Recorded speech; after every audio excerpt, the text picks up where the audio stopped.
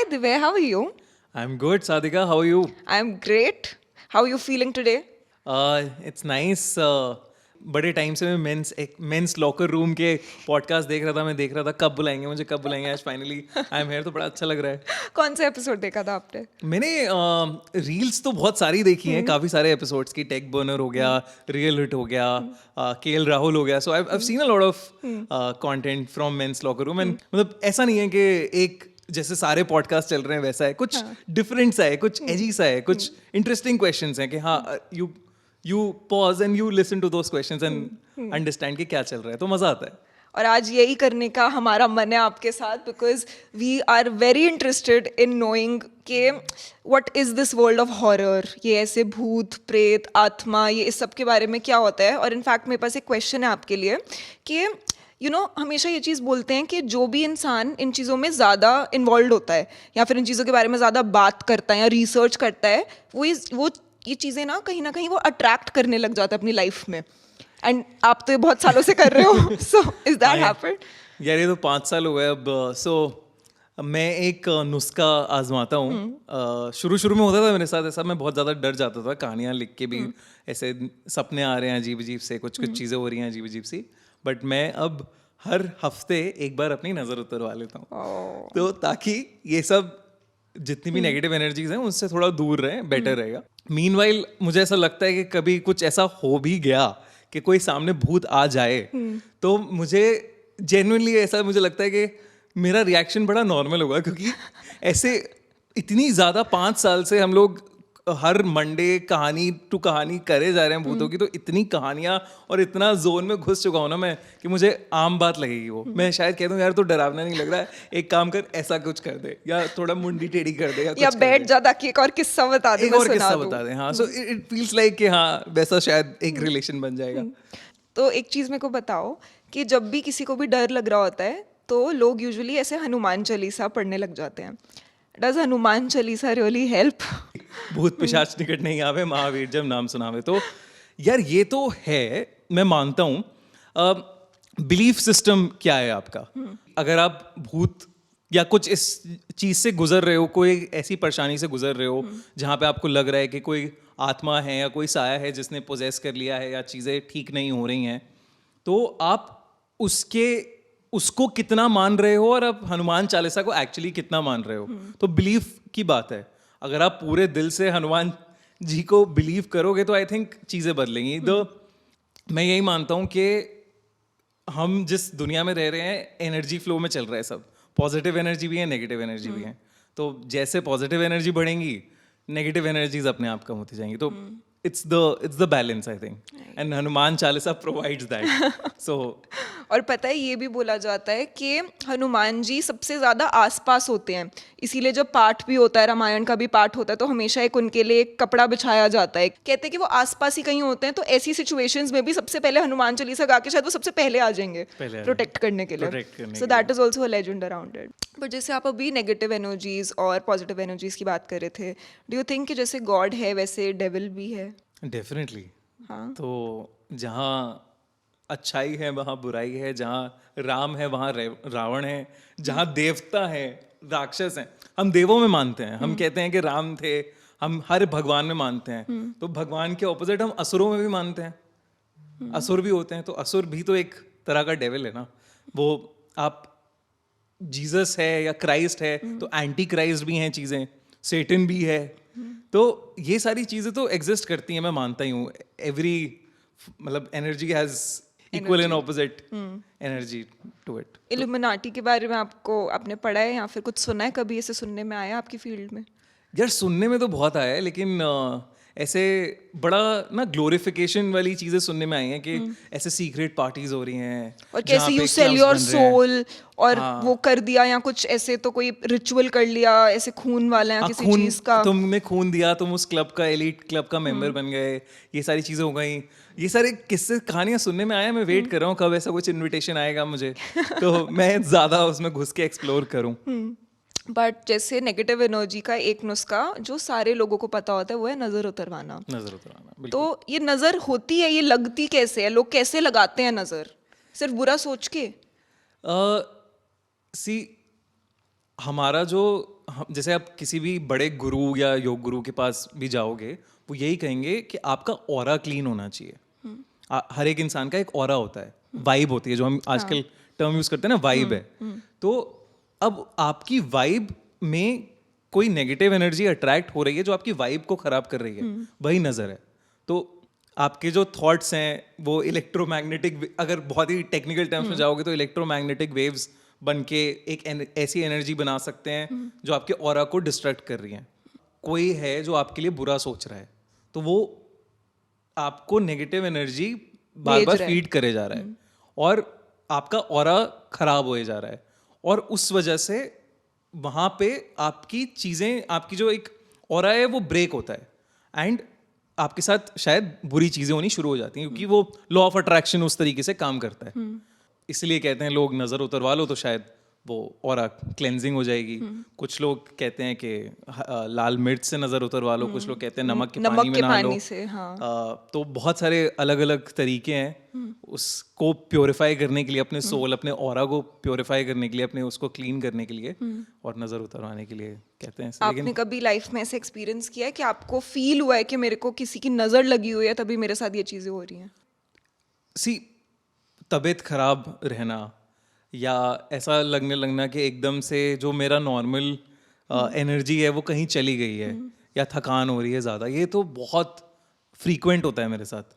तो एंड जब वो नज़र उतारने वाली प्रोसेस होती है ना, तो जो मैं प्रोसेस फॉलो करता हूँ उसमें 3 बार आपको लाल मिर्च, नमक और राई लेके 7 बार ऊपर से पूरा वो करना होता है, टॉप से बॉटम में आपको चलाना होता है वो, और फिर उसे जलाना होता है। अब मैंने देखा है कितनी बार कि, और आपको 3 दिन करना है ये। 3 दिन करना होता है? हाँ, 3 दिन कर, मैं वाला जो प्रोसेस फॉलो करता हूँ, मेरी मम्मी ने बताया हुआ प्रोसेस है, 3 दिन फॉलो करना होता है। तो मैंने देखा है कि पहले 1 दिन 2 दिन उसमें से स्मेल ही नहीं आ रही है जलाने पे। हाँ, जलाने पे, और कहते हैं कि अगर नहीं आ रही स्मेल तो नजर है। और तीसरे दिन जिस दिन फाइनली उतरती है, उस दिन ऐसा धुआं भर जाता है घर में कि आप खासे जा रहे हो, इतनी तेज स्मेल और ये सब आ रही है। और कई बार वो पहले दिन में भी होता है तो पता लग जाता है आपको शायद नजर नहीं है।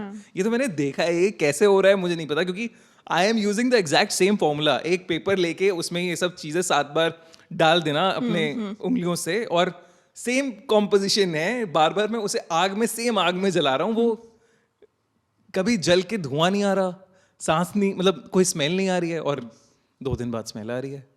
तो ये तो डेफिनेटली होता तो है, देखा है मैंने। मेरे को तो खुद, मैं बहुत मानती हूँ नज़र वज़र में कि कुछ नहीं पता होता कि कोई इंसान क्या सोच रहा है। और कुछ लोग ना, एक होती है नज़र लगना या फिर बुरे एनर्जी देना, कुछ लोग ऐसे हल्की हल्की चीज़ें भी करते हैं जो ऐसे ब्लैक मैजिक के बॉर्डर पे आ जाती हैं। जैसे मैंने अभी एक रील देखी थी सारा अली खान की। सारा अली खान एयरपोर्ट पे थी, ठीक है, वो पैप हो रही थी वहाँ पे। तो एक औरत आती है उनके सामने से और वो उनसे मिल के जा रही होती है, कुछ कर रही होती है, बट ऐसा लगता है देख के कि शायद उस औरत ने उनका एक बाल तोड़ लिया और वो पीछे चली गई। और वो पीछे जाके उनको ऐसे देख रही है कि यू नो लाइक वो एक विंडिक्टिव सा चेहरा था उनका। अब किसी को नहीं पता कि असली में क्या हुआ था क्या नहीं, बट आपने कोई ऐसा कभी किस्सा सुना है जिसमें ये ब्लैक मैजिक वाली चीज़ें हो रही हो, और how would you decode that moment? वो सारा अली खान वाली, वो सारा अली खान, आई थिंक वो तो कुछ तो था यार, कि जैसे आप उस क्लिप को देखते हो, you see exactly the word you use ना, विंडिक्टिव। वो दिख रहा है कि आंटी वो जैसे सारा अली खान को देख रही है। And the next thing I read about Sara Ali Khan is she is got stomach burns. वो स्टमक की जो उनका पोर्शन एरिया है वो हाँ जल गया है। तो is this connected, is this not connected, I don't know. क्या होने लग जाता है, मूवीज वर्क कर रही हैं कि नहीं कर रही हैं, अब वो भी एक बहुत बड़ा क्वेश्चन मार्क हो जाता है। तो ये सारी चीजें हैं। अब काला जादू की जहां बात करें, उसके तो बहुत सारे ऐसे किस्से हैं, बहुत सारे किस्से हैं। कोई एक सुनाओ जो जिसने आपको डरा दिया। तो इनफैक्ट 2 किस्से हैं, मैं 2 सुनाता हूँ। एक तो मेरे फ्रेंड के साथ हुआ था, वो शिमला से है, ठीक है। एंड एक दिन अचानक ना उसकी मॉम की तबीयत बहुत ज़्यादा ख़राब हो गई, मतलब बहुत ज़्यादा 103 104 के करीब बुखार चल रहा है। एंड वो शिमला में थोड़ा सा एक आउटस्कर्ट्स के एरिया में रहते हैं, तो ऐसे डॉक्टर या हॉस्पिटल के लिए जाना भागना टाइम लगेगा, पॉसिबल नहीं है। आपको शायद चंडीगढ़ की तरफ आना पड़ेगा किसी अच्छे हॉस्पिटल और इन सब में। तो उसके पापा एक तांत्रिक को लेके आते हैं घर पे। वो कहता है पापा से कि क्या कर रहे हो आप, ये सब क्या नाटक चल रहा है। तांत्रिक एग्जामिन करता है, वो कहता है कुछ है इस घर में जिसमें काला जादू है यहाँ पे, ठीक है। वो कहता है एक घर के पोर्शन में जाता है, उसी कमरे में जहाँ उसकी मदर बीमार पड़ी हुई हैं, वहीं पे जाता है वो, एक कोने में, दीवार के कोने में, वो कहता है इस दीवार को तोड़ो, यहाँ पे कुछ है, ठीक है। अब वो बच्चा फिर कहता है पापा पागल हो गए हो क्या, इसके नाम पे दीवार पे तोड़ दोगे आप ये सब, इसके कहने पे। वो तांत्रिक उसे बोलता है कि अगर कुछ नहीं निकला तो मैं इसकी मरम्मत कराऊंगा। तो अब वो दीवार को तोड़ा जाता है। उस दीवार में से, बीच में से, ईंटों के बीच में से एक शैतान की मूर्ति निकलती है, जिसमें बाल चिपके हुए हैं, खून के धब्बे लगे हुए हैं, और उस शैतान की मूर्ति को, छोटी सी मूर्ति है, मतलब लाल धागे और ये सब बना हुआ रखा हुआ है वहाँ पे। और उसको फिर वो तांत्रिक कहता है कि इसे जाके बहा दो पानी में और यहाँ से हटा दो। पापा ठीक वैसे ही करते हैं और मॉम ठीक हो जाती हैं। Oh fuck. फिर तांत्रिक बताता है कि आपके घर में अभी किसी की डेथ हुई है रिसेंटली। वो कहता है हाँ मेरी माँ की डेथ हुई है, मतलब दादी की डेथ हुई अच्छा, थी दादी उसकी। की, हाँ। तो दादी करती थी रोज पूजा, जिसकी वजह से सब बचा हुआ था, वरना ये घर जिसपे वो रह रहे थे हॉन्टेड था बहुत ज़्यादा दिनों, मतलब बहुत ज़्यादा टाइम से। और ये मतलब ऐसा तुम दीवार के आसपास आर पार तो नहीं देख सकते ना। Exactly. और कितने लोगों की दीवार के अंदर वो डेविल या ऐसे शैतानी मूर्ति होती है, तो ये तो कुछ डेफिनेटली है ना। एग्जैक्टली किसने रखी, कहाँ कैसे आई, वो किसी को कुछ नहीं पता। कुछ नहीं पता कि यही कहते थे कि पुराने टाइम पे जो इस घर में रहता था वो काला जादू और ये सब करते थे, और वो चाहते नहीं थे कि कोई उस घर में रहे। अब दादी शुरू से शायद पूजा पाठ करती थी, तो शायद वो बैलेंस हो रहा था, वो एनर्जी। एग्जैक्टली। लेकिन ये एकदम से चौंका देने वाला था। अब रैशनल इंसान सोच ही नहीं सकता कि दीवार तोड़ेगा। मैं भी यही कहता पापा को अपने शायद कि अरे क्या कर रहे हो, पागल हो गए हो आप, कि पैसे ठगने की बातें कर रहा है। लेकिन ऐसा होता है। एक अब शैतान मूवी आई है जिसमें ब्लैक मैजिक का आई थिंक एकदम पूरा उन्होंने बता दिया कि कुछ भी कहीं पे बाहर तुम अनजान इंसान का खाओगे तुम वश में हो सकते हो। और ये होता है यार, वश में करना, ऐसे वश में कर सकते हैं किसी भी इंसान को, इतना इजी होता है। डिपेंड करता है कि कहाँ से आ रहा है वो चीज। अब इतने सारे लोग इतनी नेगेटिव एनर्जी या शैतानी एनर्जी या प्रेतों की एनर्जी लेके बैठे हुए हैं, जो अगर वो कुछ चीज बनाए और वो चीज आपने खा ली तो हाँ। अगर शायद मैं कल को कहूँ कि हाँ मुझे इसमें इंटरेस्ट है, मुझे किसी को वश में करना है, तो शायद नहीं। लेकिन बहुत ऐसे तो किस्से आप देखोगे ब्लैक मैजिक के सबसे कॉमन क्या है कि एक लड़का यूज करता है ब्लैक मैजिक एक लड़की को वश में करने के लिए। ये तो बहुत नॉर्मल है, और ऐसे कई किस्से हुए भी हैं जहाँ पे आपने देखा होगा कि मतलब लड़की एकदम पागल हो गई है लड़के के लिए ब्लैक मैजिक की वजह से। तो ये ऑनलाइन इतने सारे आर्टिकल्स मिल जाएंगे आपको। लेकिन मुझे ना एक कहानी किसी ने भेजी थी, अनोनिमस कहानी आई थी वो, और वो पढ़ के मैं हिल गया थोड़ा। वो बंदा कहता है कि मेरी एक फ्रेंड थी, बहुत अच्छी फ्रेंड थी, जिसे मैं अपनी गर्लफ्रेंड बनाना चाहता था, पर उसको नहीं ऐसा कुछ करना था। तो वो जा रहा था एक बार बस में, लोकल बस में, उसने देखा कि लड़की को, अपनी मनचाही लड़की के साथ, मतलब अपने प्यार में पागल करें उसे, और with in a few days, मतलब 2 दिन में अपनी मनचाही लड़की को अपने प्यार में पागल करें। वो चला गया वहाँ पे जहाँ पे भी इसका सब एड्रेस और नंबर कांटेक्ट करके चला गया। अब ऐसे केसेस में यूजली क्या होता है कि जो भी इंसान होता है वो पागल बना रहा होता है कि पैसे वैसे ले लिए, ठगने वाली बात हो गई।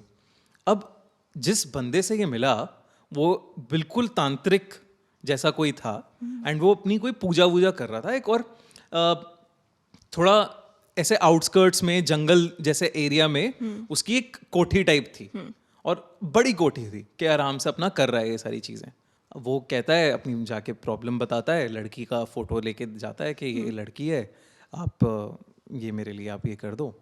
तांत्रिक उससे कहता है कि उसे एक लाल कपड़ा देता है कि इस लाल कपड़े को धारण कर ले, और तू एक मंत्र देता है उसे कि तू इस मंत्र का जाप करना शुरू कर दे, वो तेरे प्यार में पड़ने लगेगी। अब वो कहता है कितने पैसे देने हैं आपको? पैसे देने के लिए हाथ आगे बढ़ाता है, कहता है मुझे पैसे वैसे नहीं चाहिए, जा। अब लड़के को ना एक अजीब सा, जब वो जा रहा होता है घर वापस उस दिन, एक भारीपन सा लगता है बहुत ज़्यादा, कुछ भार सा आ गया उसके उसमें। लेकिन आप सोचते नहीं हो, आपका दिमाग वहाँ नहीं जाता। हाँ, आपका पॉइंट है कि जल्दी से लड़की को अपने वश में किया, सॉरी, जल्दी से लड़की को अपने वश में किया जाए।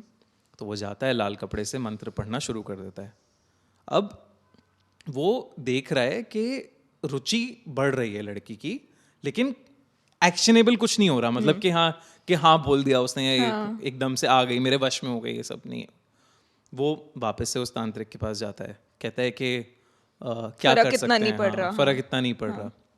तो तांत्रिक उसे एक अंगूठी देता है कि इस अंगूठी को जाके उसको पहना दे, और अगर तुझे श्योर शॉट है कि बिल्कुल करना ही है तो उसे यहाँ ले आ। ठीक है, अब वो बंदा अंगूठी पहना के उसे उसको ले कुछ आता है। रीजन आउट करके वहाँ ले आता है। तांत्रिक ना उसको बेहोशी का कुछ पिला देता है लड़की को, और वो बेहोश हो जाती है। अब वो लड़के को बाहर भेज देता है। वो कहता है मैं अभी यज्ञ करूँगा, तू बाहर चला जा। 1 घंटा हो जाता है, 2 घंटे हो जाते हैं, वो यज्ञ कर रहा है और आवाज़ें आ रही हैं चीखने की, दर्द में चीखने की लड़की के। वो लड़का पागल होता है कि उसे रियलाइज़ होता है मैंने शायद कुछ गलत कर दिया है, मैं गलत कर रहा हूँ। वो जाके दरवाज़ा पीटता है और दरवाज़ा खोल के अंदर घुसता है। वो देखता है कि वो जो लड़की है वो मतलब बेजान सी पड़ी हुई है, और उसके आसपास पूरा सेटअप है काला जादू जैसा, एक पूरा के गुड्डे पड़े हुए हैं, जो जैसे हाँ, वो काले गुड्डे होते हैं, पड़े हुए हैं, धागे में बंधे हुए हैं, उसके पैर और हाथ ऐसे धागों में बंधे हुए हैं लड़की के।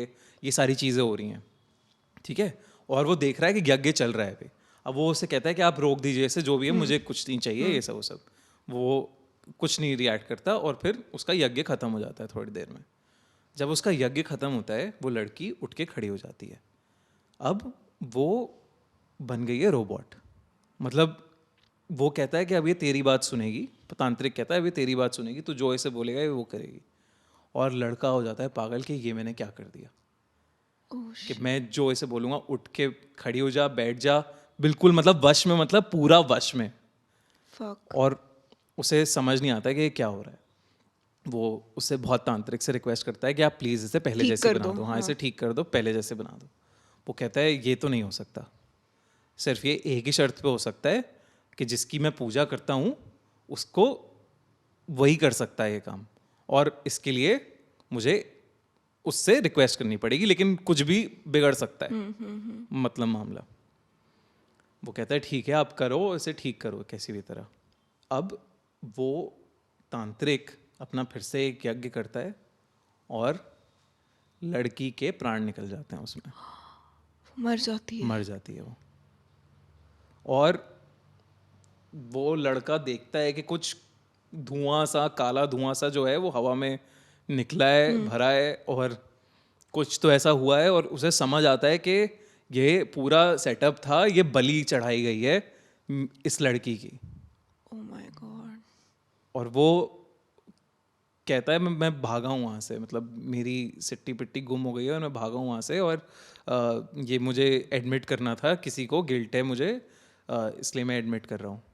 और ये चीजें अभी भी होती हैं, चीज़ें बलि अभी भी चढ़ती होती हैं इन सारे लोगों की, एनिमल्स की, तो खैर वो उसमें करते ही हैं, पर मतलब अब ये भी है ना कि आप काला जादू से कुछ कर रहे हो तो आपको देना भी पड़ेगा, उसका चीज़ भी दोगे आप। जैसे इस्लामिक कल्चर में जिन की बात होती है, जिन्नात की बात होती है, तो जिन आपकी ख्वाहिश पूरी करता है तो बदले में कुछ लेता भी है लेता आपसे। है।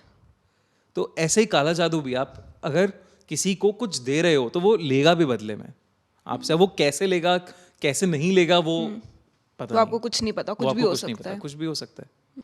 जैसे जब भूल भुलैया आई थी, तो जो सेकंड वाली भूल भुलैया थी उसमें भी वो काला जादू ही कर रही होती है, जो तब्बू का कैरेक्टर होता है वो काला जादू कर रहा होता है, और उसके ऊपर वो चीज़ें सारी बेस्ड होती हैं कि वो कैसे आ सकता है कैसे नहीं। तो जैसे ये मूवीज़ होती है, फॉर एग्जाम्पल द भूल भुलैया सीरीज़, आपको क्या लगता है कि किस हद तक चीज़ें ट्रू होती हैं इसमें और किस हद तक नहीं हो सकती है? तो बिल्कुल ही पॉसिबल नहीं है, बट हाँ इतना ज़रूर हो सकता है रियल लाइफ में भी। यार मैं कोई भी पॉसिबिलिटी डिनाई नहीं करता हूँ कि ये नहीं हो सकता या वो नहीं हो सकता। अब जैसे भूल भुलैया में जो कॉन्सेप्ट है वो है काली पूजा का। तो बंगाल में दिवाली के टाइम पे काली पूजा होती है। उससे एक दिन पहले छोटी दिवाली के दिन होती है भूत चतुर्दशी। ओके। तो भूत चतुर्दशी इज एग्जैक्टली लाइक हैलोवीन और day of the dead. Okay. Day of the dead Mexico में जो बनाया जाता है, उसमें उसका क्या कॉन्सेप्ट है कि उस दिन माना जाता है कि एक पोर्टल खुलता है, इंसानी दुनिया और रूहानी दुनिया के बीच का एक पोर्टल खुलता है, और वहाँ पे आपके जो एंसेस्टर्स हैं वो आपसे मिलने आते हैं। उसके लिए 14 दिए जलाए जाते हैं, 14 टाइप के पकवान रखे जाते हैं, और कहते हैं दिए इसलिए जलाए जाते हैं क्योंकि उन्हें रोशनी का वो पाथ मिले कि वो आ जाएं। और एग्जैक्टली ये भी माना जाता है कि जिस घर में 14 दिए जले हैं तो यमराज को भी सिग्नल मिलता है कि ये याद करें तो इन्हीं को भेजना है। तो एग्जैक्टली वो जो कोको वाला प्लॉट है, day of the dead Mexico वाला प्लॉट, तो मतलब ये मेक्सिको में भी हो रहा है, यहाँ पे इंडिया में भी हो रहा है भूत चतुर्दशी के नाम पे। और कहते भी हैं कि होली हो या दिवाली हो, इस टाइम ब्लैक मैजिक या इविल फोर्सेस सबसे ज़्यादा स्ट्रांग होती हैं। तो काली पूजा के दिन, विजयादशमी के दिन मारूंगी या ये सब, तो होलिका दहन के दिन वध करूंगी या दहन करूंगी, तो ये सारी चीज़ें बहुत ज़्यादा स्ट्रांग हो जाती हैं।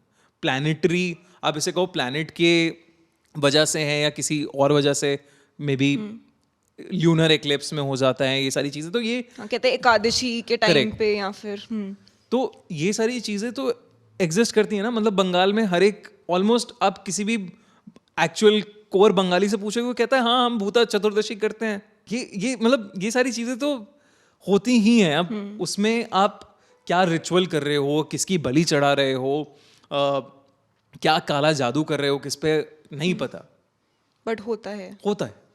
जैसे मैंने शुरू में भी कहा, एनर्जीज का खेल है सारा। किस टाइम पे कौन सी एनर्जी ज़्यादा स्ट्रांग है, किस टाइम पे नहीं है, वो सारी चीज़ें आ जाती हैं। हिंदू कैलेंडर अपना एक फॉलो होता है, उसमें भी ये सारी चीज़ें होती हैं कि ये ऑस्पेशियस दिन है, मुहूर्त है। मतलब हम सब मुहूर्त को मानते हैं, हम सब जो भी पॉजिटिव चीज़ें उन सब पे विश्वास करते हैं, चीज़ें करते हैं कि नवरात्रों में नई चीज़ें लेंगे, नई गाड़ियाँ लेंगे, या जो भी है।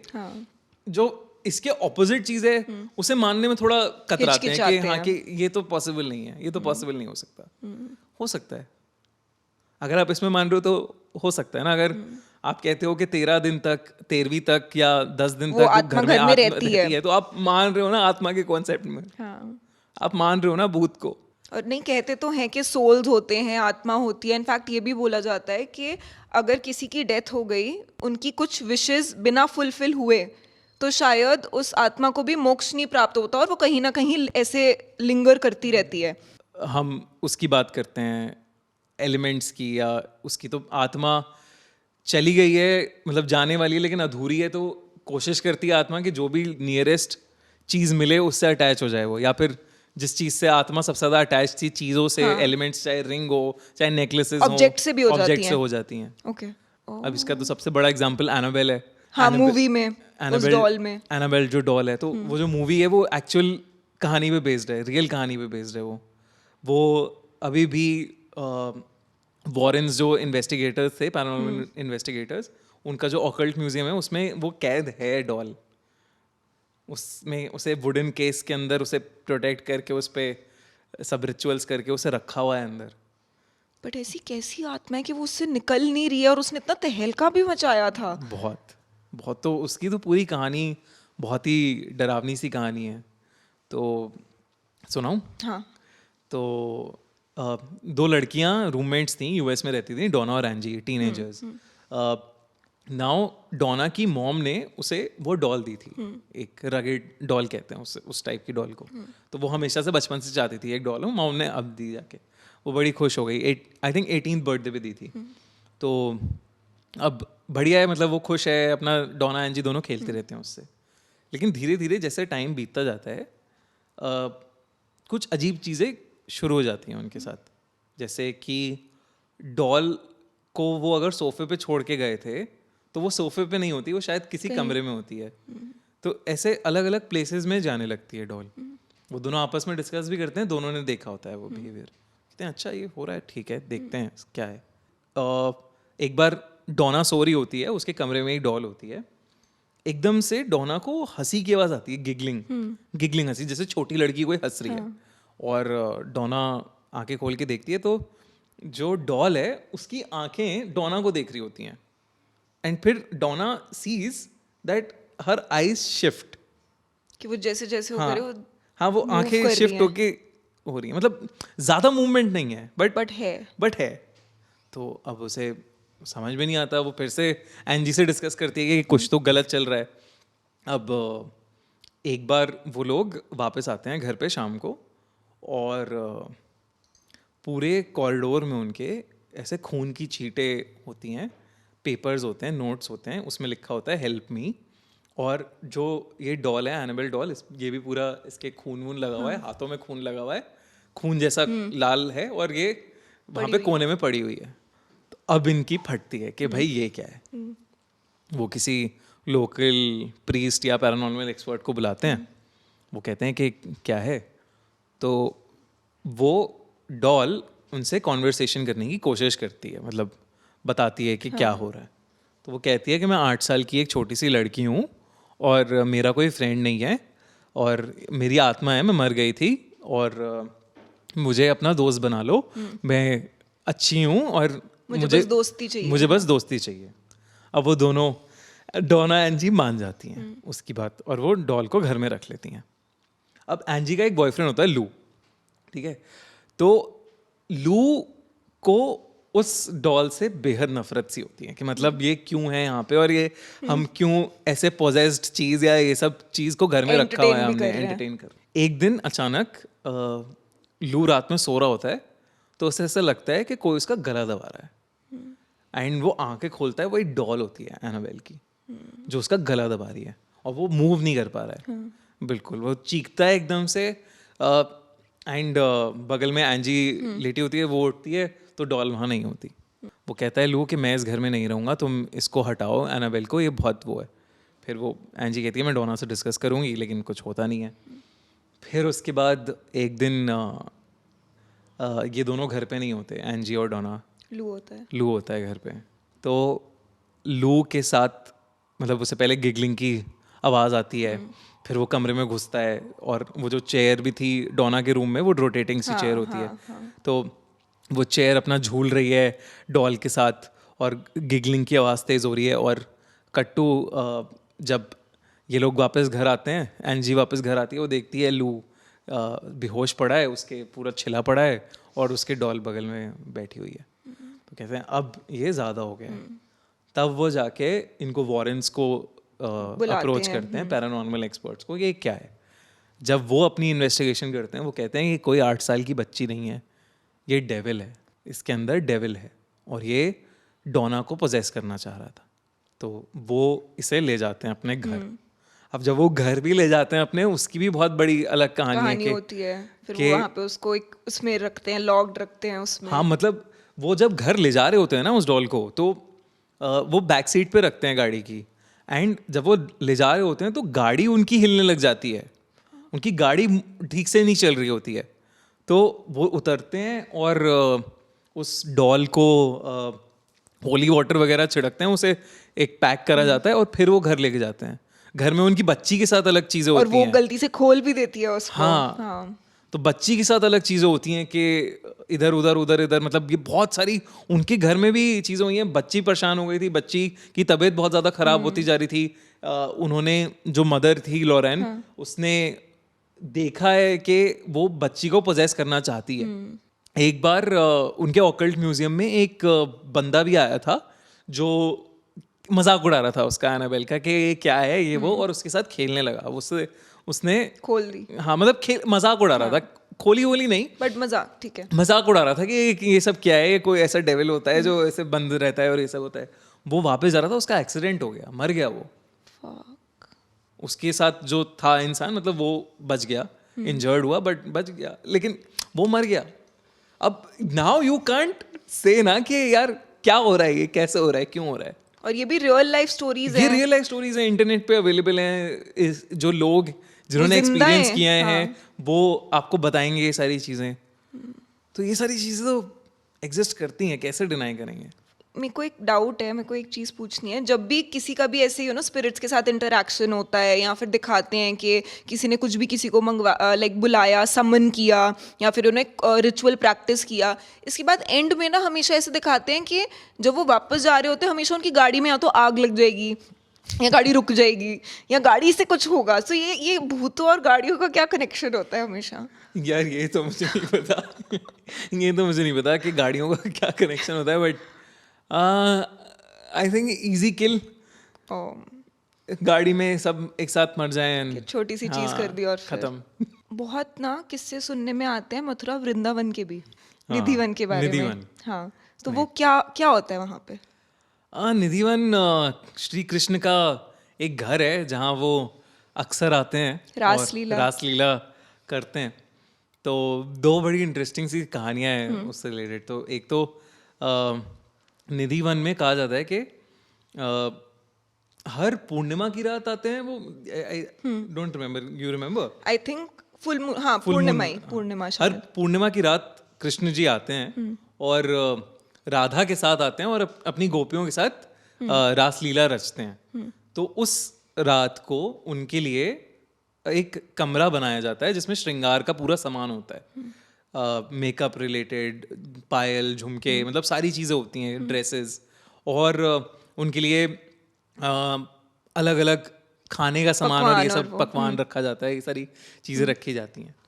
अब जब वो रात बीत जाती है तो जो भी हॉल होता है वो बिखरा हुआ सा होता है उस श्रृंगार और उन सब चीज़ों से, खाना खाया हुआ होता है। तो अब ये माना जाता है कि कृष्ण जी रासलीला आके रचाते हैं, मतलब इट्स अ गिवन थिंग, सारे निधिवन के लोग मानते हैं ये चीज़। इनफैक्ट कितने लोग तो नॉर्मल नाइट्स पे भी उनके लिए सुबह के टाइम में जब दिन होता है तो पानी का लोटा, दातुन, ये सारी चीजें रख के जाते हैं। वो मैं उसकी एक कहानी सुनाऊंगा। ओके, सुनाओ। तो लेकिन इससे पहले ये, अगर रासलीला कहते हैं कि अगर कोई देख ले, चोरी छुपे या घुस के उस रासलीला को देख ले, तो या तो वो अंधा हो जाता है या वो पागल हो जाता है। तो आपको अलाउड नहीं है वहाँ पे भटकना भी आसपास कहीं, क्योंकि और शायद इसलिए भी ताकि जो भी उसने देखा वो बता ना पाए। कहते हैं कि इट्स जैसे शिव जी का तांडव, एक कहते हैं ना, एक बहुत ही हाईली एलिवेटेड एक्सपीरियंस होता है सेंसेस और इन सब चीज़ों के लिए। तो एग्जैक्टली रासलीला को भी वही कहा जाता है कि अलग ही एक एलिवेटेड लेवल पे चलता है सारी चीज़ें जो आपके सेंसेस गैदर नहीं कर सकते। जो एक ह्यूमन बीइंग शायद उस लेवल पे ही नहीं है कि वो उस चीज़ को अब्सॉर्ब कर पाए, उस एनर्जी को। एग्जैक्टली। डॉक्टर स्ट्रेंज के किसी सपने में आप पहुंच जाते हो, शायद ऐसा हो जाता हो। बट हर रात उनके लिए, दिन और रात उनके लिए, दिन में तो शायद पानी का लोटा है, ये जो आप कह रहे हो एग्जैक्टली वो सारी चीज़ें रखी जाती हैं, लेकिन हर रात दूध रखा जाता है उनके लिए। ओके। तो एक बड़ी इंटरेस्टिंग सी कहानी है। एक बार एक बच्चा घूम रहा था रात में निधिवन में, एंड भूखा था वो, तो वो हर हलवाई के पास जा जाके दूध मांग रहा था। तो एक हलवाई के पास गया वो फाइनली के मुझे दूध पिला दो, मैं भूखा हूँ। तो वो कहता है कि दूध तो नहीं है मेरे पास खीर है। तो वो कहता है ठीक है, आप खीर खिला दो। वो हलवाई कहता है कि पैसे कहाँ हैं लड़के, पैसे कौन देगा? तो वो कहता है ये मेरे ईयरिंग है, आप ये रख लीजिए। ठीक है। तो वो कहता है ठीक है, रख लेता है वो उसे। हलवाई ज़्यादा सोचता नहीं है। सोने की मुद्रिका होती है शायद, सोने की होती हैं वो, तो उसे उस पर ध्यान नहीं देता वो कि क्या है, वो रख लेता है। अब अगले दिन पूरा केओस मचा हुआ है पूरे निधिवन के अंदर के ये जो कृष्ण जी की मेन मूर्ति थी उसके कानन कुंडल गायब है। और पुलिस की तलाश शुरू हो गई, सब जगह चल रही है कि ये क्या हो गया, वो क्या हो गया। तो हलवाई पुलिस के पास जाता है कि भाई ये तो नहीं थे, ये एक लड़का आया था रात में, उसने मुझे दिया है, वो भूखा था। अब जब ये बात पता चलती है उसे, तो पुजारी सर पकड़ के बैठ जाता है कि कल तो मैं दूध रखना ही भूल गया था उनके लिए। स्वयं कृष्ण जी आए थे खीर मांगने, दूध लेने। तो ये अजूबे हैं। और पता है वृंदावन में ये इतना ज्यादा होता है, वही चीज होती है कि कुछ जगहों की ना वो एनर्जी इस लेवल पे एलिवेटेड होती है कि वहां पे ये चीजें फील होती हैं तुम्हें। कोई बड़ी बात नहीं है कि एक्चुअली में ये चीज हुई हो। इसके तो काफी सारे वो हैं, विटनेसेस हैं जो ये सब देख रहे हैं। मतलब रात में गुम गए और हलवाई आके दे रहा है। मतलब चोर होगा तो चला जाएगा ना लेके, वो क्यों हाँ। ये सब करेगा। और आपने कभी ऐसे डेजा वू के बारे में सुना या एक्सपीरियंस किया है कभी? तो रिसेंटली जैसे आपने कहा ना कि हॉरर की कहानियाँ आप कर रहे हो, ये सारी चीज़ें कर रहे हो, तो बीच में मैंने काफ़ी टाइम तक नज़र नहीं उतारी थी।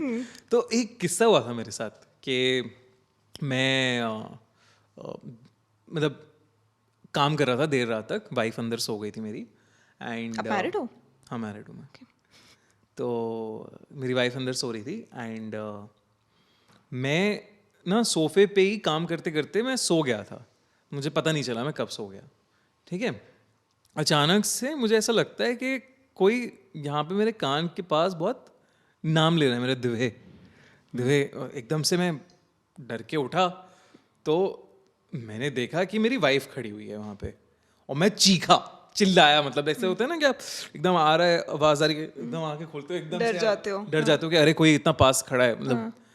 और so she wears a gown in the night, तो आई एग्जैक्टली नो वो वाइट सा एक, वो तो वैसा ही दिख रहा था, मतलब मुझे आई कांट से कि मैंने 100% उसे ही देखा, लेकिन उसे ही देखा। उसके बाद मैं जैसे ही चिल्लाया, she comes out of the door and she asks me कि क्या हुआ, क्यों चिल्लाए, are you okay? And she was wearing the same kind of, हाँ। तो मुझे ऐसा लगा कि अरे ये तो कुछ ऐसा कि डेजा अभी वू यहाँ टाइप थी, हुआ। अभी वहाँ से कैसे आ हाँ, सकती अभी है? वहां से कैसे आई? ऐसी मतलब बहुत सारे लोग आपको नॉर्मल लाइफ में कह ही देते हैं कि आज मेरे साथ डेजा वू हो गया, ये हुआ था, मुझे लगा फिर से हुआ है। तो क्या वो पैरेलल रियलिटी है?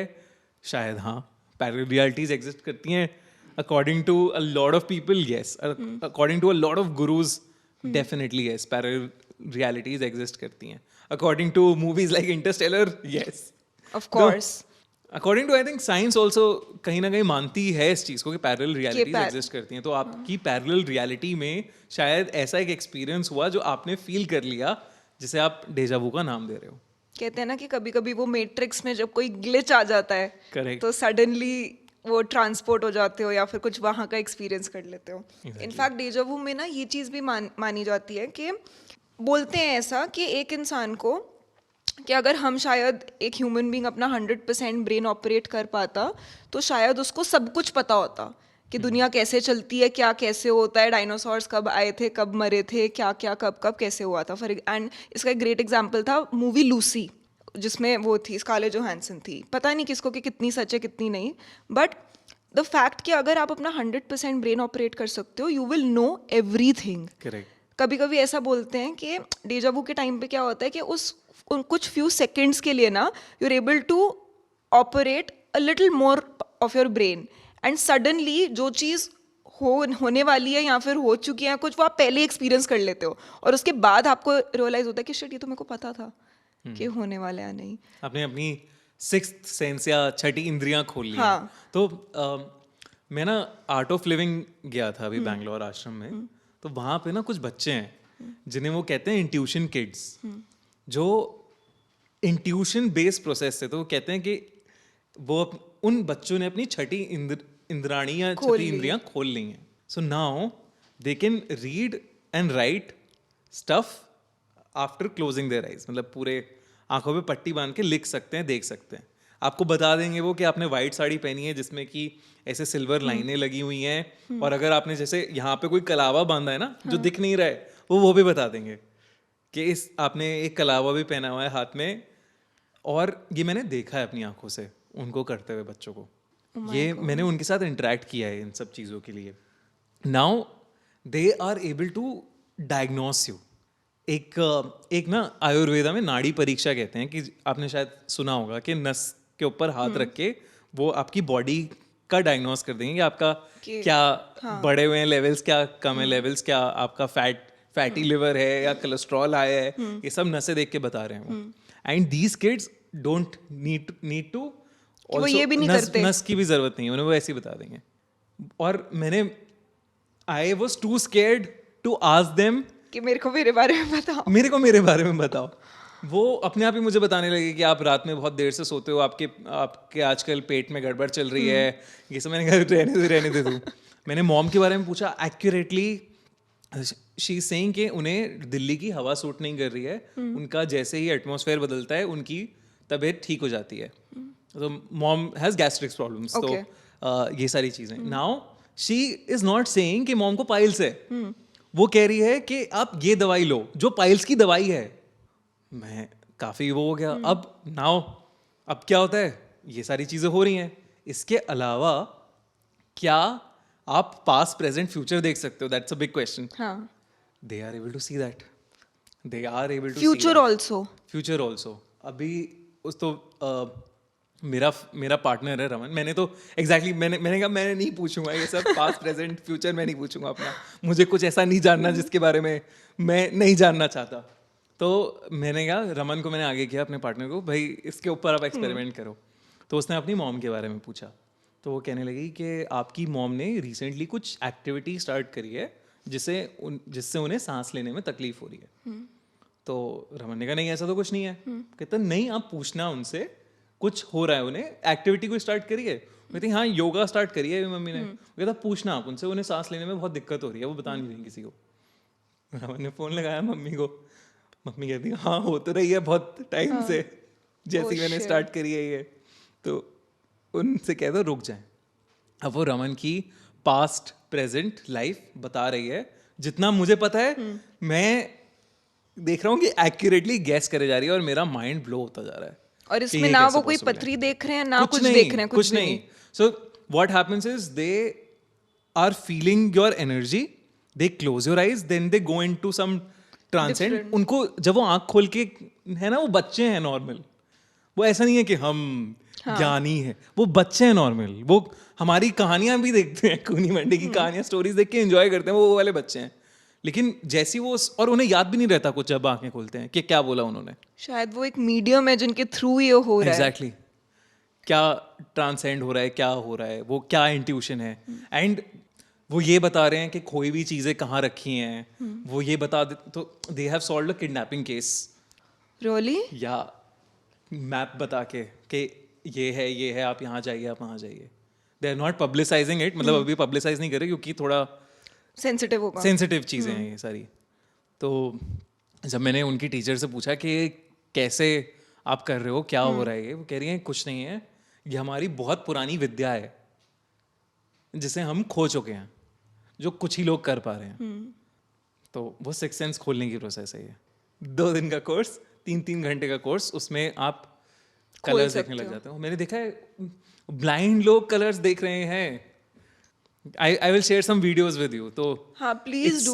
it's incredible. तो अगर बच्चे कर रहे हैं तो obviously कुछ नॉलेज का एक्सेस लग गया है जो ये सारी चीजें वो कर रहे हैं.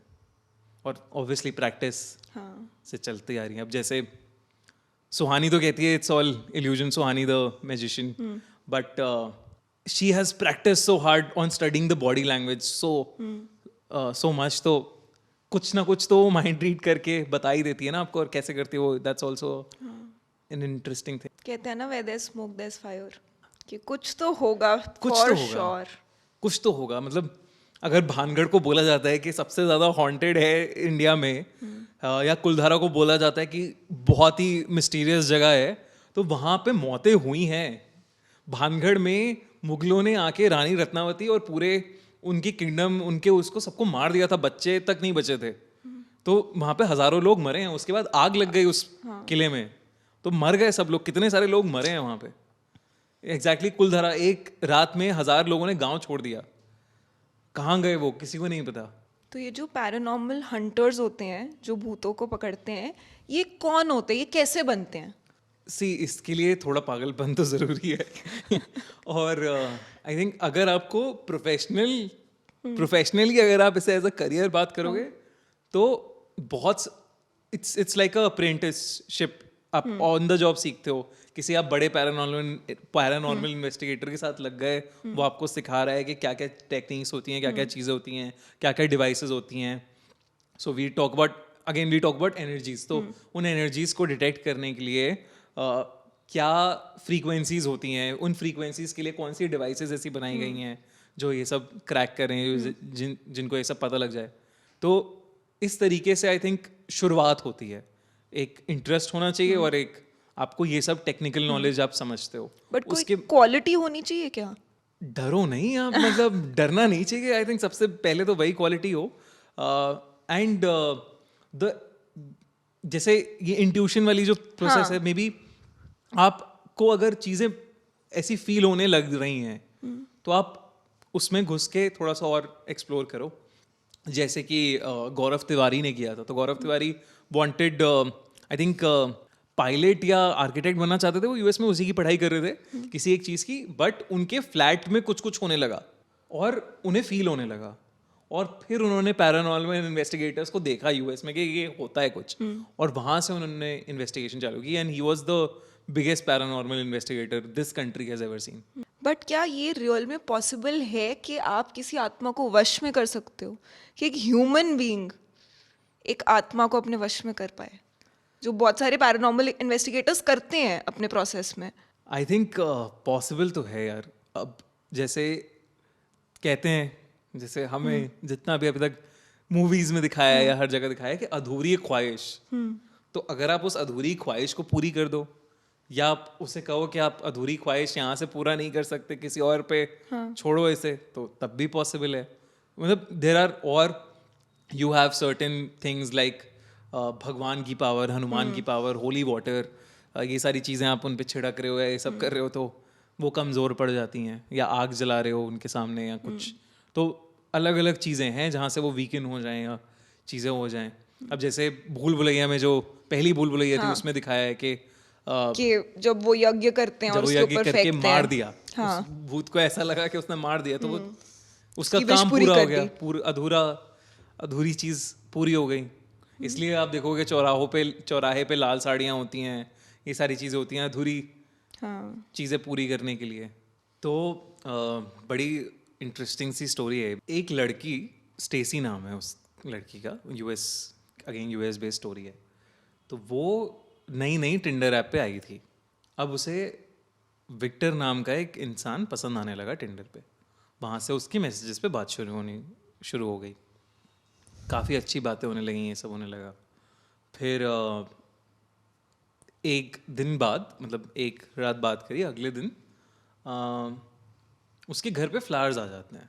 ठीक है, now she has not shared her address और एनीथिंग। ठीक है, फ्लावर्स आ जाते हैं और वो ले लेती है फ्लावर्स और ये सब।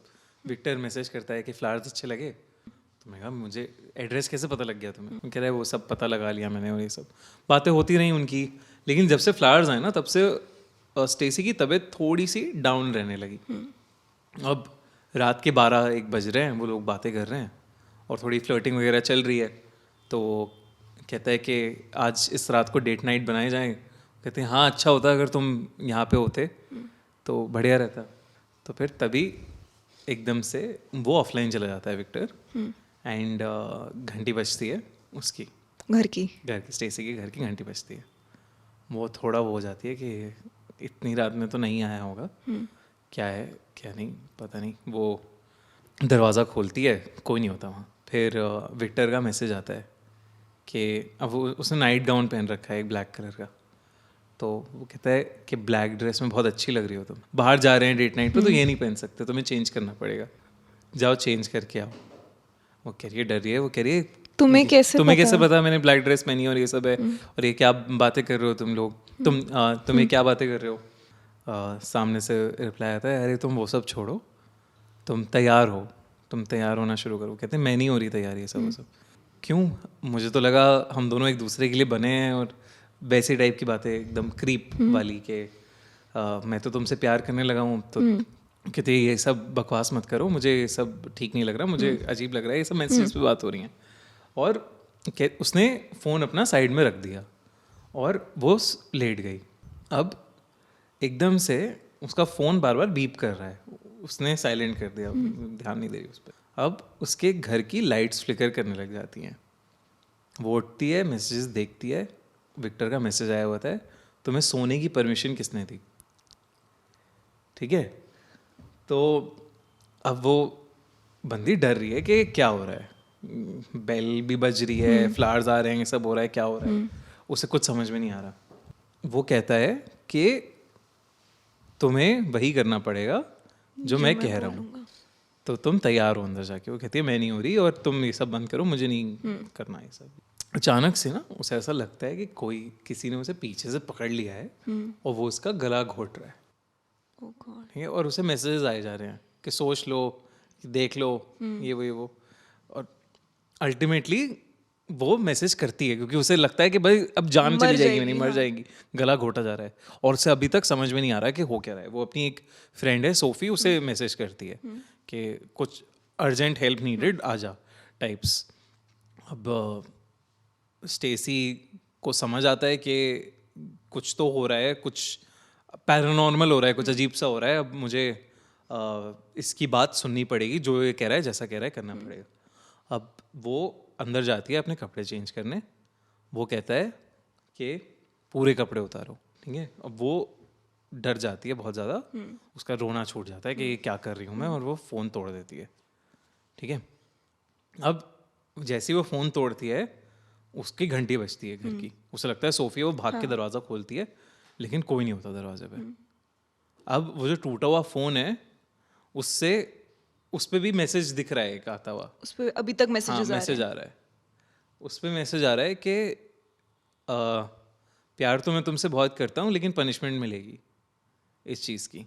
उस रात में जब सोफ़ी आती है घर में, वो देखती है कि ये लेटी पड़ी हुई है और इसकी पूरे शरीर पे ऐसे रैशेज हैं, गंदे गंदे निशान हैं नोचने के, और वो रो रही है बुरी तरह, मतलब स्टेसी लेट, मतलब बेहोशी की हालत में बेचारी जैसे पड़ी होता ना, हुई है हाँ और पड़ी हुई है। निशान है। वो कहती है क्या हो गया तेरे साथ, उसने कहा ये ऐसा ऐसा हुआ है मेरे साथ। फ़ोन में विक्टर का कोई नामो निशान नहीं है, कोई मैसेजेस का नामो निशान नहीं है। पुलिस को बुलाया जाता है, पुलिस तहकीकात करती है, विक्टर नाम का कोई इंसान नहीं है।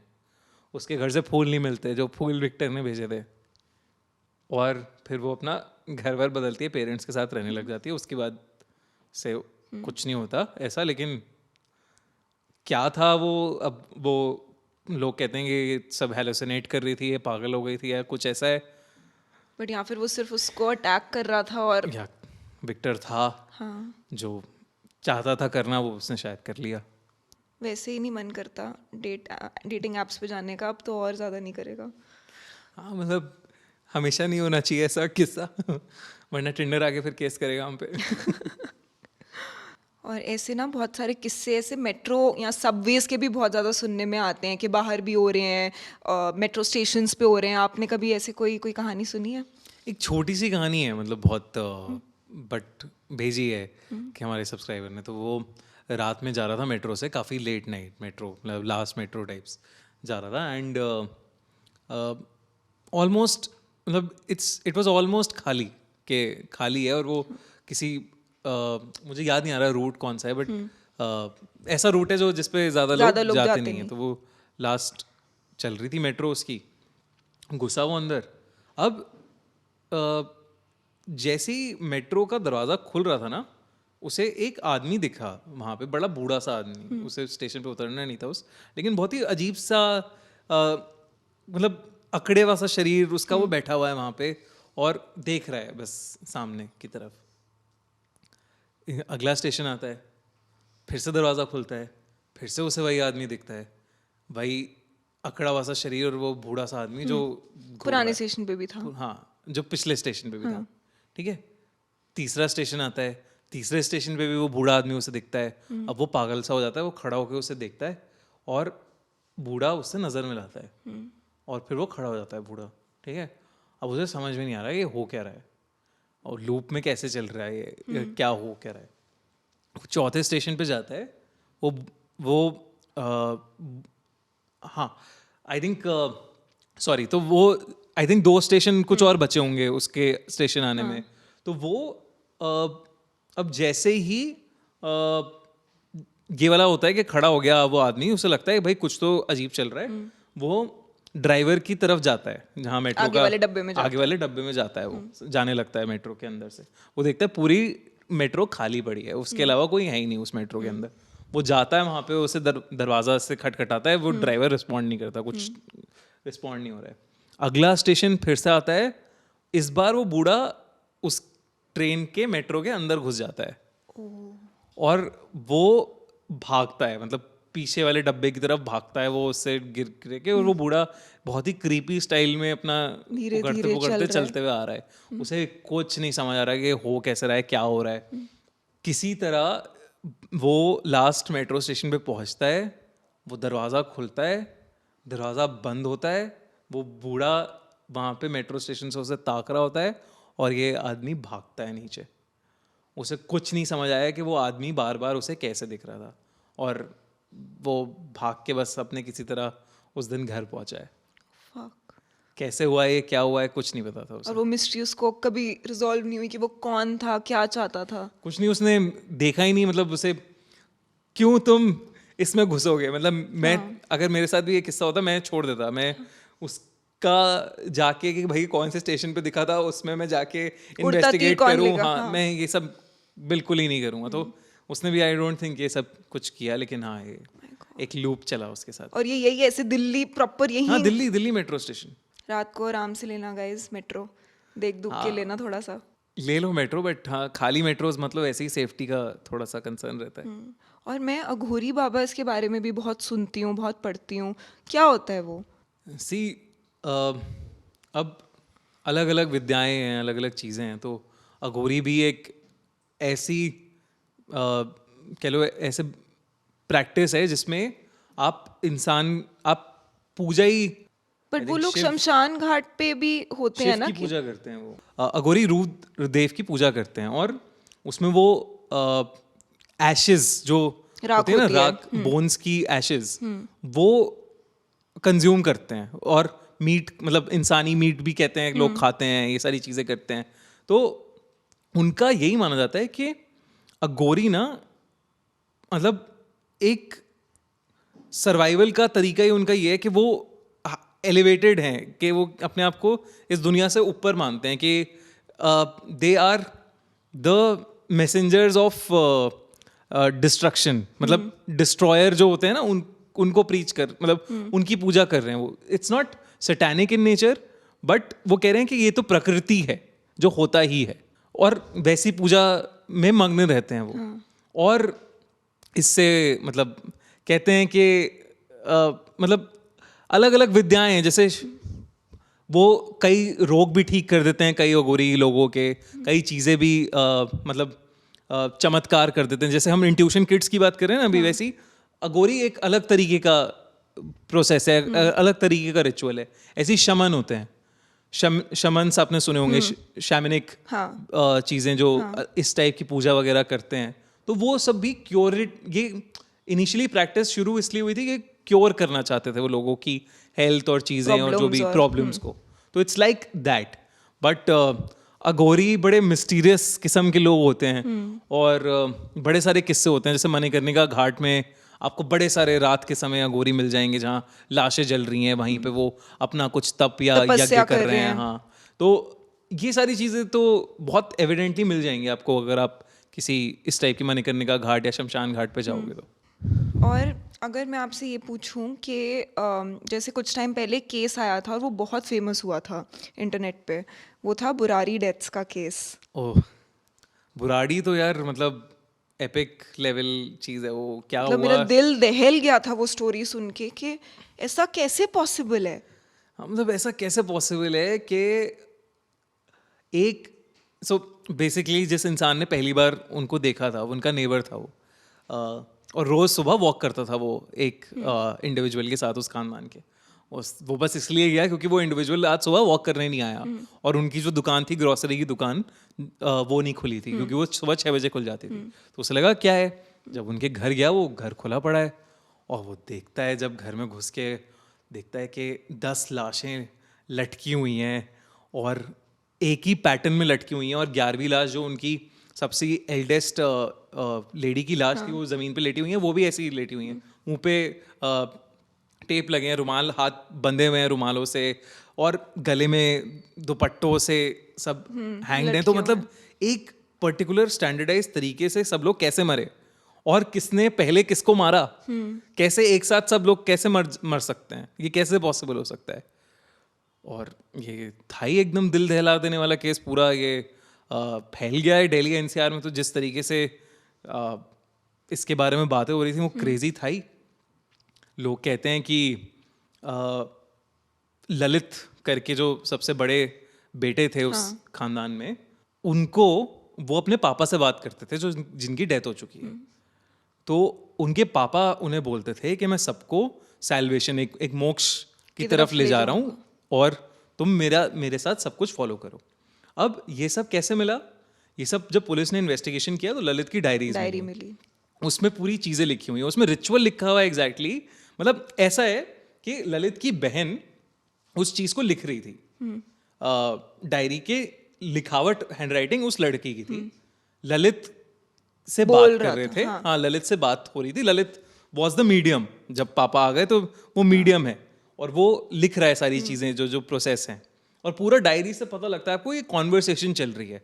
और वो रिचुअल कि हमें ऐसे अपनी जान देनी है आज ये इतने बजे, ये सारी चीजें वो एग्जैक्टली लिखा हुआ है उसमें डायरी के अंदर। तो आप कहोगे कि ललित, लोग कहते हैं कि ललित पागल था, उसने मिलकर बाकी पूरे खानदान को पागल कर दिया। अब जब इन्वेस्टिगेशन होती है, ये सारी चीजें होती हैं, तो इसे शेयर्ड साइकोसिस डिसऑर्डर का नाम दे देते हैं। इसका मतलब ललित पागल था, उसे एक साइकोटिक कंडीशन थी और उसने सबको कन्विंस कर लिया उस कंडीशन के बारे में, और जो वो सच मानता था उस सच को सब मानने लगे और सबने एक साथ जान दे दी। ऐसा साइंटिफिक हाँ, ये थ्योरी दी गई है। लेकिन अब ललित का बर्ताव थोड़ा अलग था बाकियों से, ये सब मानते हैं, लेकिन बाकियों में से किसी का बर्ताव अलग नहीं था नॉर्मल पब्लिक में। मतलब it was like a very normal family. शादी हुई थी अभी रिसेंटली उनके घर में, जहाँ सब लोग नाचे हैं। आप उनकी फोटोज देखोगे, बिल्कुल ऐसे लगता है जैसे हमारे घरों की शादियाँ होती हैं, कुछ अलग नहीं है। वहाँ पे बच्चे खेल रहे हैं, जो उनके घर में बच्चे हैं वो नॉर्मल बच्चों के साथ खेल रहे हैं अपने मोहल्ले के, कोई दिक्कत नहीं है। जो औरतें हैं वो भी बिल्कुल नॉर्मल हैं। अब अगर उनकी सीसीटीवी फुटेज है जहां वो स्टूल लेके जा रहे हैं रात में, मतलब they knew that they were committing suicide, या दे न्यू के जान लेने वाले हैं, वो प्रॉपर प्लान्ड है। लेकिन आप मतलब ऐसा पागल तो नहीं लग रहा कोई, या कोई ऐसे अपने सेंसेस से लूज तो नहीं लग रहा, बहुत ही नॉर्मल लग रहा है ये सब। तो एक दिन अचानक कैसे खत्म हो गया, कैसे क्या हो गया? और आप एक इंसान को कन्विंस कर सकते हो, 2 को कर सकते हो, आपने अपने 10 फैमिली मेंबर्स को कन्विंस कर लिया। एंड उसमें से एक आई थिंक जो दूसरे बेटे थे वो अपनी कोशिश कर रहे थे गले से वो निकालने की, छुड़ाने की। मतलब आप मर रहे हो बट तो उसी वक्त आपकी सेंसेस शायद आ गई।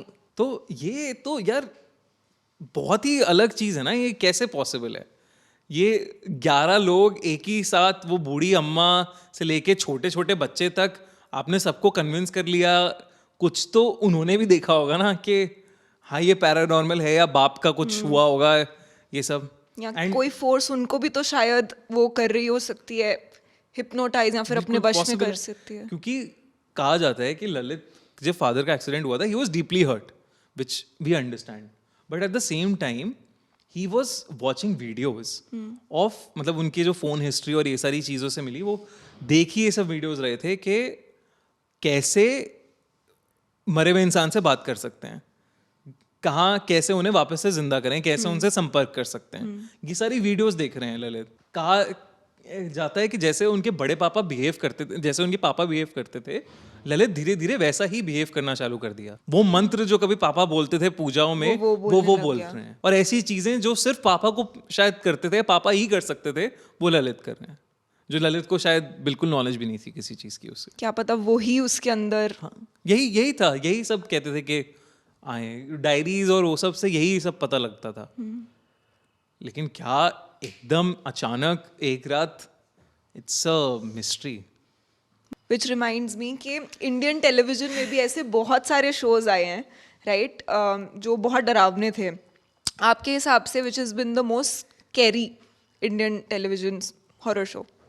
एक ना शो आता था वो करके, उसमें एक क्लाउन होता था, Lilliput was playing a small clown. वो मुझे बहुत डरावना लगता था।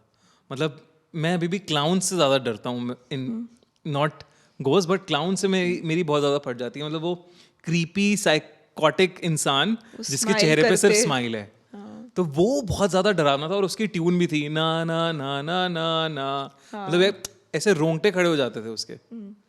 तो that was really really scary, but बाकी आहट वगैरह तो थे ही यार। आहट और एक आता था शो कोई है, कोई है। आज भी अगर उसका म्यूजिक जब चलने लग जाता है ना, मेरे को इतना डर लग जाता है, क्योंकि पता है हर उसमें शो में हर एक किस्सा होता था, कहानी होती थी, वो विकराल होता था, वो उसको सॉल्व करता था, सारी चीज़ें करता था। बट कुछ स्टोरीज जैसे कभी वो वैम्पायर्स की होती थी, कभी सर कटे इंसान की होती थी जो एक घोड़े पे जा रहा होता था।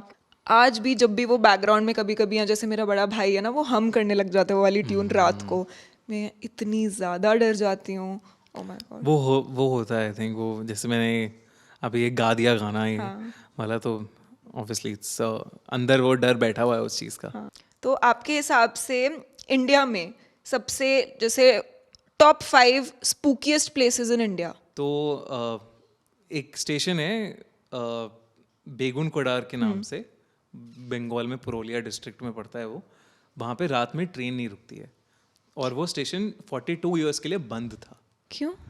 कहते हैं कि एक औरत ने वहाँ उसमें सुसाइड करी थी, उस जान ले ली ट्रेन के आगे आगे अपने आप को मार लिया था, और वो भटकती है वहाँ पे, उसकी आत्मा भटकती है, और बहुत लोगों ने देखा है, बहुत लोगों ने जॉब छोड़ दी, और रात में अब उस ट्रेन को रोकते नहीं है।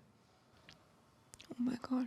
तो Begunkodar railway station definitely, that's one. Second, Delhi में मलचा महल है, तो वो मुझे बड़ा स्केरी लगा है। मैं ऐसे कॉलेज के दिनों में जाता था एक्सप्लोर करने पैरानॉर्मल चीज़ें, तो वो एक जगह थी जहाँ फील हुआ मुझे कि कुछ तो यहाँ पे बहुत वो है, मतलब आपकी एनर्जी ना ऐसे गिर जाती है जैसे आप किसी पहाड़ पे एल्टीट्यूड सिकनेस हो जाए ना आपको, जब होता है कि सर भारी हो गया और आप एकदम से बीपी लो हो गया। हाँ, बिल्कुल वैसा ही हुआ मुझे। और उसके बाद मुझे 5 दिन तक बुखार था घर में, तेज़ बुखार। तो वो तो जगह है अजीब सी, मतलब गर्मी के मौसम में ठंड लग रही है तुम्हें, वो Malcha Mahal is definitely something different. 3, 4, 5 I think Bhangarh किला। देन एक कुंदन बाग का विचेस लायर है हैदराबाद में, तो वहाँ बड़ी इंटरेस्टिंग स्टोरी है कि एक चोर कई दिनों से ना कुछ लोगों को एक घर को ऑब्जर्व कर रहा था चोरी करने के लिए। कोठी थी, बड़ी कोठी। तो वहाँ पे वो देख रहा है कि 3 औरतें रहती हैं, ज़्यादा कुछ करती नहीं हैं। तो इसने प्लान बनाया कि जाके उसको लूटेगा, उस घर को। ये रात में जाता है, इसे एक औरत की रोने की आवाज़ आ रही होती है, एक औरत के स्क्रिबल करने की आवाज़ आ रही होती है, एक कुछ और कर रही है तीसरी लड़की।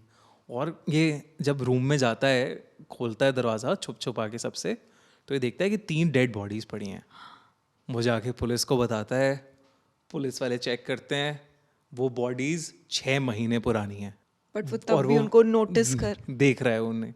इनफैक्ट पड़ोसी, आसपास के पड़ोसी लोग कहते हैं हाँ ये तो मॉर्निंग वॉक्स और इन सब के लिए आते हैं, मतलब इंटरेक्ट नहीं करते। तीनों बड़े स्ट्रेंज कैरेक्टर्स हैं, लेकिन ये घूमते रहते थे यहाँ पे। कई बारी कूड़ा फेंकते हुए देखा गया है इन्हें। तो वो घर अभी भी वहाँ पे ऐसे हॉन्टेड जगह, कुंदन बाग विच इज़ लायर है, ये माना जाता है। तो ये हो गया आई थिंक चौथा। एंड 5th वुड बी कुलधारा। कुलधारा के तो आई थिंक बहुत ही ज़्यादा किस्से हैं, तो एंडलेस। हाँ, एंडलेस है। ऐसा कोई इंसान नहीं है जो वहाँ पे गया और उसने कुछ एक्सपीरियंस ना किया हो। हाँ, कुछ अलग एक्सपीरियंस, वाइब तो है ही उस जगह की। कुछ चीज़ें, मतलब मैंने कई बारी जो किस्से आए हैं हमारे पास कुलधारा के, या मेरे रिलेटिव में भी एक आदमी किया है। लूप का किस्सा है कि वहाँ पे लूप में चल जाती हैं चीज़ें। जैसे आप वहाँ गए हो, आप जा रहे हो वहाँ से बाहर, तो आप वहीं पे पहुँच गए, सेम जगह पे पहुँच गए। तो लूप में बहुत सारी चीज़ें चलती हैं वहाँ पे, मतलब कुछ इंसान या कुछ ऐसा कुछ दिखा, वो बार बार दिखता रहेगा। ऐसा लूपी सा है कुलधारा। कहते हैं कि वो 1000 लोग जो छोड़ के गए थे एक रात में, उन्होंने कभी छोड़ा नहीं है। उनकी आत्माएं अभी भी हैं। तो आपको ऐसे आवाज़ आती रहती है कि बर्तनों की आवाज़, कि खाना पीना चल रहा है, लोगों की आवाज़ें आस पास में बातें करते हुए। तो ये सारी चीज़ें तो कुलधारा में है। सो गौरव तिवारी जो पैरानॉर्मल इन्वेस्टिगेटर हैं इंडिया के माने जाने वाले, वो मतलब 2016 में उनकी डेथ हो गई, बट ही कन्फर्म्ड के कुलधारा में ईविल प्रेजेंस है। ये भी बोलते हैं ना कि जब भी किसी ऐसे हॉन्टेड जगह पे लोग जाते हैं या फिर ऐसी जगहों पे जाते हैं, हमेशा कहते हैं कि अगर पीछे से आवाज़ आए तो मुड़ के नहीं देखना चाहिए। इसके पीछे कोई लॉजिक होता है? I don't know, but Mehandipur Balaji मंदिर जो है इंडिया में जहाँ पे पोजेशन वो उतारे जाते उतरती हैं, है। एग्जॉर्सिज्म होते हैं, झाड़ फूक से लेके हर प्रक्रिया होती है, वहाँ पे ज़रूर कहते हैं कि अब आपको पता नहीं है कि क्यों बुला रहा है कोई, क्या बुला रहा है, एंड मे बी शायद आप पीछे मुड़ के उन्हें परमिशन दे रहे हो, शायद एंटर करने की Enter या करने फिर आंखें मिला के। तो शायद इसलिए। और अगर आपको हमें बताना होता कि इंडिया में ऐसी टॉप 5 रोड्स जिनको अवॉइड करना चाहिए, या फिर अगर किसी को इतना रोमांचक होना है अपनी लाइफ में वहाँ पे जाना चाहिए हॉन्टेड चीज़ें एक्सपीरियंस करने के लिए, आई थिंक दिल्ली कैंट बहुत ज़्यादा फेमस है, बहुत ज़्यादा। मेरे ऑफिस के रास्ते में आता है। अब तो आई थिंक इतनी ज़्यादा डेवलपमेंट हो गई वहाँ, इंफ्रास्ट्रक्चर बन गया कि अब ऐसे सुनसान वीराना रास्ता रहा नहीं है, बट स्टिल कहते तो काफ़ी टाइम से हैं कि सफ़ेद साड़ी वाली चुड़ैल घूमती है वहाँ पे। हाँ, नॉट यू बट हाँ। तो then there is Delhi Jaipur highway, जो एक अजमेर वाली रोड है, वहाँ पे बड़े किस्से, मतलब यही भानगढ़ शानगढ़ गुलधारा ये सब उसी रोड रोड के पे। आगे एक्सटेंशन हैं, तो वो मैंने द्वारका के भी बहुत किस्से सुने हैं। द्वारका एक्सप्रेसवे भी काफ़ी, मुंबई पुणे हाईवे के काफ़ी किस्से हैं। वो जिस तरीके से बना हुआ है ना, तो वहाँ पे पहाड़ी सा एरिया है, तो डेथ्स भी हुई हैं काफ़ी सारी। उसकी कंस्ट्रक्शन के टाइम पे भी काफ़ी सारी डेथ्स हुई थी, तो इसलिए मुंबई पुणे हाईवे को काफ़ी स्कैरी माना जाता है। तो ये सारी रोड्स तो हैं। दिव्य, ये कैसे पता लगेगा एक इंसान को कि वो हॉन्टेड है, या फिर कोई प्रेजेंस उसको कुछ अफेक्ट कर रही है, या फिर वो किसी ना किसी स्पिरिट की प्रेजेंस से उसको कुछ हो रहा है? यार उसे तो पता नहीं, बाकियों को डेफिनेटली पता लग जाएगा कि क्या हो रहा है, कैसे हो रहा है। आई मतलब कोई थिंक साइंस? जैसे अब घरों के बारे में बोला जाता है या चीज़ों के बारे में बोला जाता है कि आपको स्मेल आने लग जाएगी कि कुछ सड़ रहा है, वैसी एक स्मेल आती है। आपको भारीपन लगने लगेगा, आपके नींद जाने लगेगी, या नींद नहीं भी जा रही तो आपके आंखों के नीचे काले गड्ढे होने पड़ जाते हैं। ये सारी छोटी छोटी चीज़ें हैं। बाकी आपका टेम्परामेंट आपके कंट्रोल में नहीं है। सबसे पहला तो यही रीज़न होगा कि आपका टेम्परामेंट ही कंट्रोल में नहीं है आपके। आपको गुस्सा ज़्यादा आ रहा है, आपको रोना एकदम से आ रहा है, आप अपने इमोशंस पे, अपने माइंड पे बिल्कुल कंट्रोल ही नहीं है। ऐसा लग रहा है कि कोई और कंट्रोल कर रहा है। तो that's the first sign I think. तो ये सारी छोटी छोटी चीज़ें हैं जो शायद कहें कि हाँ यार, शायद मेरे ऊपर कुछ चढ़ गया है, या मेरे ऊपर किसी का साया चढ़ गया है। और कोई ऐसी मूवी जो आपको लगता है आपके एक्सपीरियंस में, या जितनी आपको नॉलेज है, कि कोई ऐसी movie, horror movie which has come closest to reality, कि ये सच होने के बहुत पास है ये वाली मूवी, कि ये असली में होता है? आई थिंक अगर ग्लोबल लेवल पे देखा जाए तो Conjuring is one example that is out there. Like जो भी उस मूवी में दिखाया गया है वो सब हुआ है। वो सारी एक एक छोटी छोटी चीज़ें, जो सारे ऐसे स्केरी मोमेंट्स हैं, वो सब हुए हैं। तो कॉन्जोरिंग डेफिनेटली तो वो है। Then the other one is exorcism of Emily Rose. तो एमिली रोज को एक एनालीज मिशेल नाम के कैरेक्टर पे बेस किया गया था। तो उसको कहा जाता है कि एक इंसान ने, एक भूत ने नहीं बल्कि 5-6 भूतों ने पोजेस किया था साथ में। एंड वो उसकी आवाज़ें हैं, उसकी रिकॉर्डिंग्स हैं जो आप ऑनलाइन जाके सुन सकते हो कि वो कैसे अलग अलग लैंग्वेजेस में बात कर रही है। डिमोनिक लाफ्टर और ये सारी चीज़ें कैसे हो रही हैं। तो उसकी जो कहानी है एग्जैक्टली वो भी एमिली रोज में दिखाई है। तो that's also very close to what happened with Anneliese Michel. India में बात करेंगे तो शैतान अभी आई है, तो ऐसी सब चीज़ें तो होती हैं। स्त्री नालेबा, ओ स्त्री कल आना इन कर्नाटका में लोग लिखते थे कन्नड़ में नालेबा। तो दैट मेंट कल आना। वहाँ पे उस लेजेंड को वो मानते थे, स्त्री वाले लेजेंड को। दैट इज ऑल्सो क्लोज, मतलब उन्होंने एक अलग हॉरर कॉमेडी और थोड़ा ट्विस्ट देके बनाई है। बट हाँ, that is also based on a true thing. But जैसे आपने अभी एमिली रोज की बात करी, क्या ऐसा होता है कि कुछ पर्टिकुलर ह्यूमन बींग्स होते हैं, अगर शायद मे बी वो किसी ट्रॉमा से गुजरे हों, या फिर वो वीक हों, चाहे फिजिकली या मेंटली, क्या एक इंसान जो फिजिकली या इमोशनली वल्नरेबल होता है या वीक होता है, इज ही मोर ससेप्टेबल? क्या उसके चांसेस पोजेस होने के ज़्यादा होते हैं? क्योंकि एक नहीं, 5 आत्माओं ने अगर उसको पोजेस किया, उस एक पर्टिकुलर इंसान को पोजेस किया है, क्या कोई एक चीज़ होगी उस इंसान में जिसकी वजह से वो करी जा रहा है अट्रैक्ट? I think so. मतलब मुझे लगता है ऐसा कि अगर आप अपनी पॉजिटिव एनर्जी कहीं लूज कर रहे हो तो नेगेटिव एनर्जीज आप ज़्यादा अट्रैक्ट कर सकते हो, सिंपल उस तरीके से अगर देखा जाए तो ऐसा हो सकता ऐसा हो सकता है। अगर आप वीक हो, वल्नरेबल हो, आपको लग रहा है कि कुछ ऐसा मेरे साथ पॉसिबिलिटी है होने की, तो आप उसे अट्रैक्ट कर रहे हो, चाहे वो अच्छा हो चाहे बुरा हो, मतलब आप दोनों चीज़ों को अट्रैक्ट करते हो अपनी सोच के साथ। उसको 5 अलग अलग लैंग्वेजेस में वो कैसे बोल रही थी वो नहीं पता कैसे हो सकता है, मतलब it's not a, how can it be a psychological disorder कि हम अलग अलग लैंग्वेजेस में बोलना शुरू कर दें। जो पता भी नहीं है जो वो पता भी नहीं बोलने लग जाए, जानने लग जाए। हम तो सिर्फ अच्छे व्यूज, आप लोगों के कमेंट्स और हॉरर स्टोरीज और पॉजिटिविटी अट्रैक्ट करेंगे। Thank you so much Divya. Thank you so much. I think ये माइक और ये ऐसे it's okay. Thank you so much Thank you Divya. so much. It was lovely talking to you. Lovely talking to you Sadhika, मजा आया बहुत। Yes हमें भी बहुत ज़्यादा मज़ा आया। क्या पता हम फिर से एक बार वापस आएंगे दिव्या अग्रवाल के साथ एक पार्ट 2 लेके, क्योंकि ऐसी बहुत सारी कहानियां हैं जो अनकही रह चुकी हैं। बहुत सारी। एग्जैक्टली, बट अंटिल देन मुझे पता है कि आज मैं हनुमान चालीसा पढ़ के ही सोऊंगी रात को। भूत पिशाच निकट नहीं आवे, महावीर जब नाम सुनावे।